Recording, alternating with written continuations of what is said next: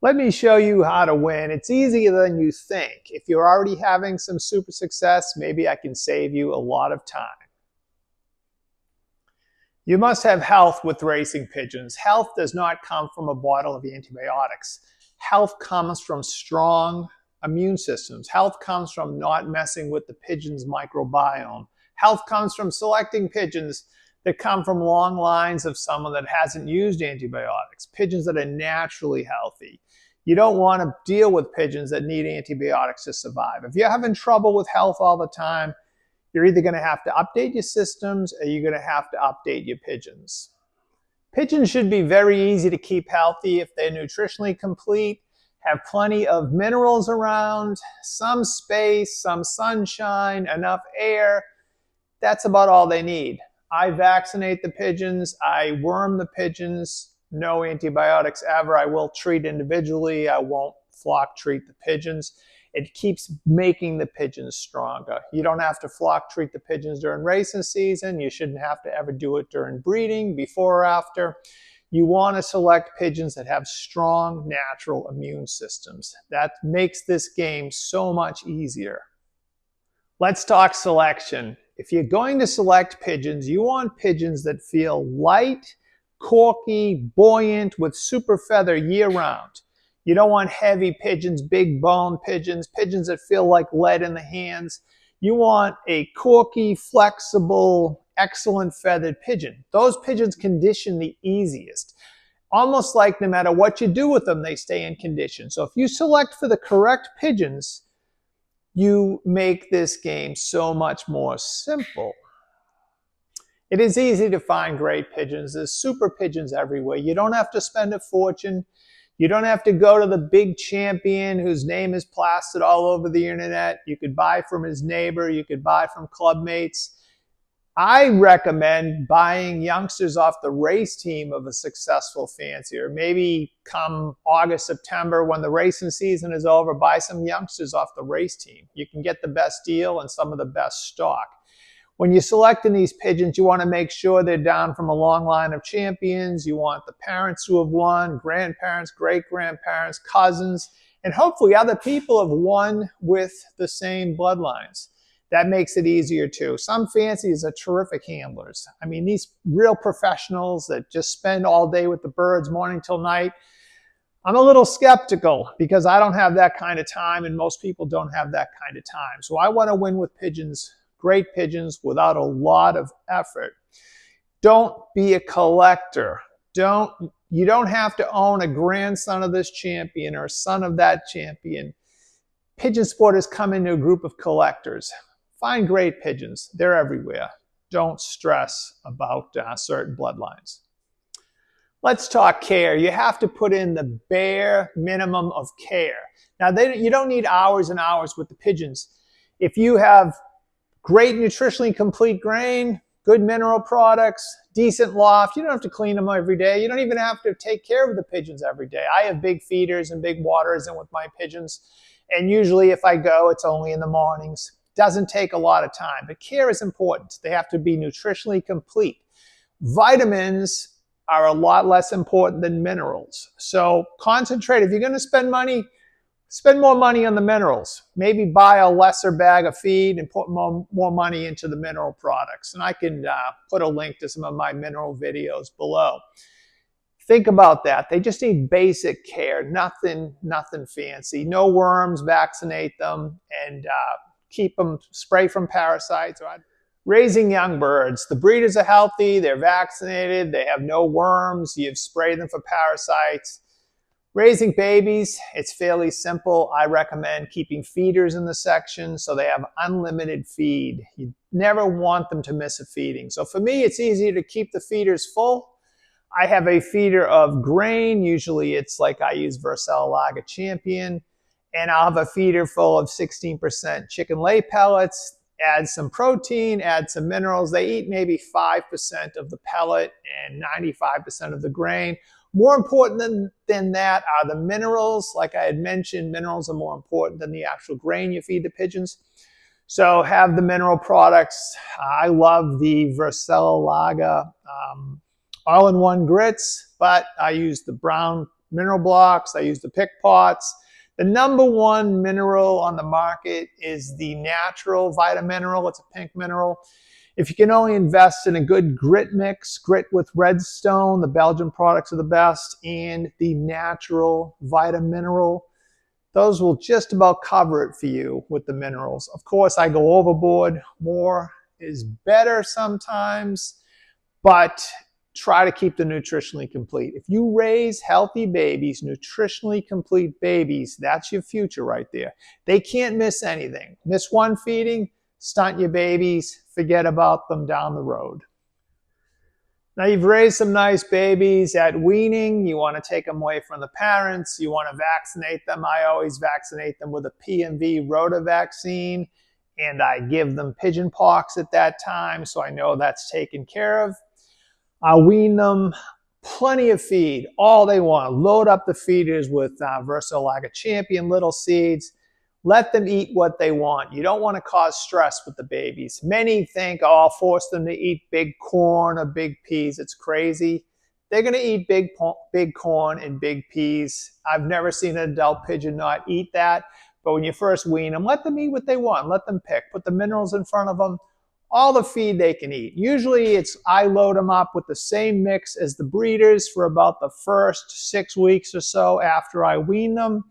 And then I'll switch to maybe a 50% barley in the husk. So it'll be 50%, say, champion mix, 50% barley. At that point, I want them to start flying. Once they're flying, once they're in a flock and they're flying for 30 minutes, it's time to start educating the babies. Now, I'm not saying training the babies. I'm saying educating the babies. We have to get the mindset right on those two things. I am not a fan of pigeons routing. Some people like to let the young birds rout for weeks on end. You let them out, they're gone for an hour, hour and a half. I don't think this does the birds much good. Once they're flying strong, it's time to educate the birds. Now, they need to know how to play the game. You can take them down the road 70 miles and let them go day after day, and then you get to the race and it's a disaster. You need to educate those birds. So if you start far enough away from the race season, take them different directions. Take them north, south, east, and west if you can do it. Inch them out. Take them under different weather conditions. Now, I'm not talking about putting them up in the rain, but if you have an overcast day, high visibility, plenty of visibility, high ceiling, I should say, take them for a train and toss. Even in a light rain with great visibility, take the birds for a short toss. Get them used to it. Make them fly into headwinds by going different directions. Get them used to it. Give them experience. And then you have to work into mixing them with other pigeons. They only learn to break if they break. All this single tossing and all that stuff is not going to teach you pigeons to break. For the first half of my career, the first 25 years, we did a lot of small group and single tossing, and I had super results. For the last 25 years, I've only flock tossed the birds, and I've had super results. I saved myself a lot of time.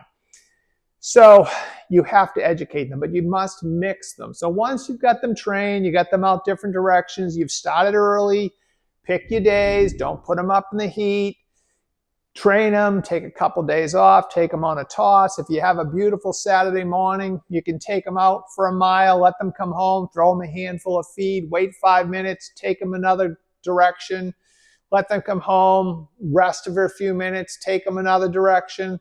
You can get a lot of training in the same day if you do it that way. So you have to educate them. I'm saying training, you have to educate the pigeons. Training for condition, that's later before the race season. Right now, you want to educate the babies. If they don't know how to play the game, they're not going to win at racing. Now we'll talk feeding. If you master feeding, you can master racing. Now, I want you to forget everything you've ever learned about feeding. I want you to forget about looking at the schedules that the grain companies put out. If you feed like me, your results will go crazy. Your time and effort will go down. It's almost too simple. The results have been fabulous. Now, when it's time to start really getting the birds trained, he's getting closer to the racing season, you have maybe 6 weeks out, you want to feed them 50% barley. 50% barley, 50% a good racing mix, maybe a 14 to 16% feed racing mix. Half and half, feed them once a day, all they can eat until they leave some barley. They'll stay buoyant, they'll perform well on that.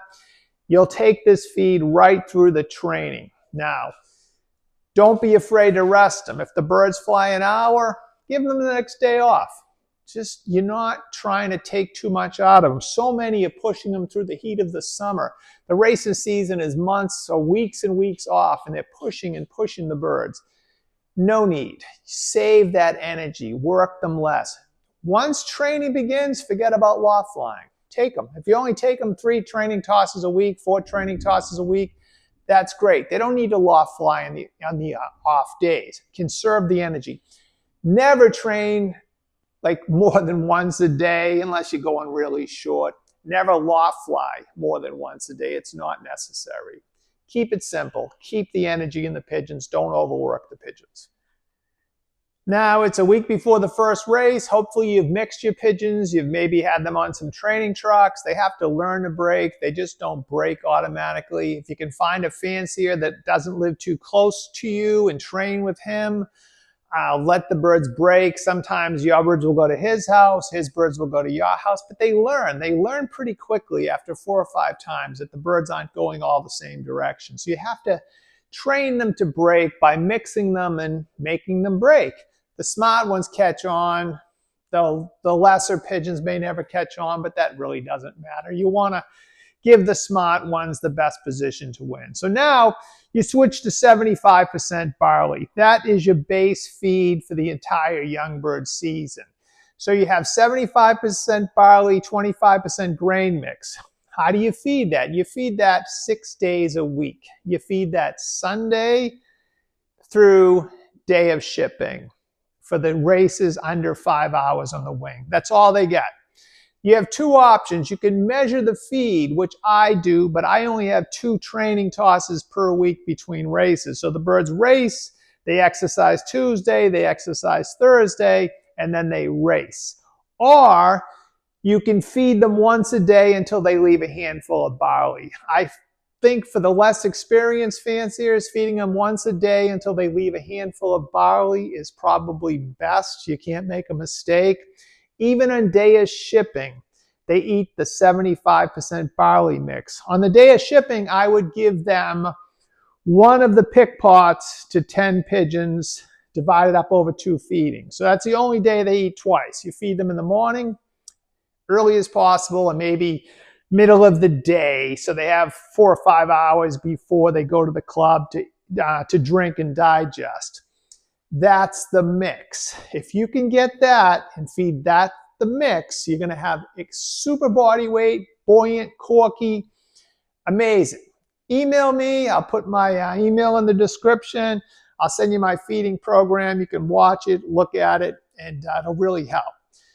Day of return, that's when you load them up. After every race, I put in the Vercel Energy. I put in the Sneaky Mix, all the little seeds. I put in the Champion in the water. I have a good honey, vitamins and electrolytes, a probiotic, and an oregano product. They drink that, they recover. Everything is very light. You never want to make it too strong. It'll actually cause the birds more dehydration. You want to make it very, very light. So on the day of return, you just have it in the water. They have the feed. The most important feeding after a workout is the first feeding. Let them eat. Plenty of minerals, load them up, let them eat the minerals. And then the process starts over again. The next day, 75% barley. I usually do 2 days of apple cider vinegar, Sunday, Monday after the race for canker. Yellow drops towards the end of the week. All great products. And then the cycle goes on. And with my pigeons, you would only have to train on this program 2 times a week. I train 30 miles on Tuesdays, around 45 miles on Thursday. We ship Friday, and then they race. Amazing program, simple, very little work. The birds will race and fly to the front like you've never seen before.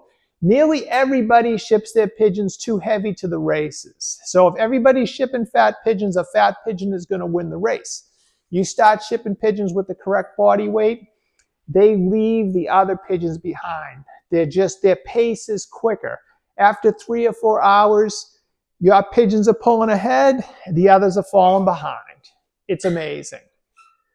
Now, for young bird races, that the race will be over 5 hours. On the day of shipping, you're going to want to feed fat seeds. I like the mixtures of safflower, hemp, rape, strictly fat seeds the day of shipping. 1 pick pot, the little cups that the grit comes in, the little red grit pick pots per 10 pigeons divided up over 2 feedings. That's all they need.